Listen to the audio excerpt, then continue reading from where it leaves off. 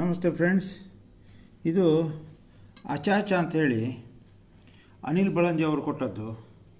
ಇದು garcinia family, ನಿಮ್ಮ ಬಾಕುಪಾರಿ ಹಾಗೆ. ಇದು ಸ್ವಲ್ಪ ಗಟ್ಟಿ ಶೆಲ್ ಮತ್ತು ಕೀಪಿಂಗ್ ಕ್ವಾಲಿಟಿ ತುಂಬ ಉಂಟು. ಇದಕ್ಕೆ ಟೇಸ್ಟ್ ತುಂಬ ಒಳ್ಳೆಯದಿದೆ. ಹುಳಿಸಿ ಇರ್ತದೆ ಮತ್ತು ತುಂಬ ಆಗ್ತದೆ. ಬೀಜ ಸ್ವಲ್ಪ ದೊಡ್ಡದಿದೆ ಮಾತ್ರ, ಆದರೆ ಇದು ತಿನ್ನಲಿಕ್ಕೆ ಬಹಳ ರುಚಿಯಾದಂಥ ಒಂದು ಇದು ಫ್ರೂಟು ಅಚಾಚ ಅಂಥೇಳಿ. ಇದು ನೋಡಿ, ಇದನ್ನೀಗ ಕಟ್ ಮಾಡುವ. ಇದು ಕೊಯ್ದು ಸುಮಾರು ದಿವಸ ಆಯಿತು, ಒಂದು ವಾರ ಆದರೂ ಇನ್ನೂ ಗಟ್ಟಿ ಇದೆ.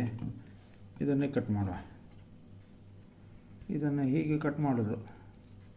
ಈ ಬೀಜ ಇದು ಸಿಪ್ಪೆ ತಿನ್ನಲಿಕ್ಕೆ ಆಗೋದಿಲ್ಲ.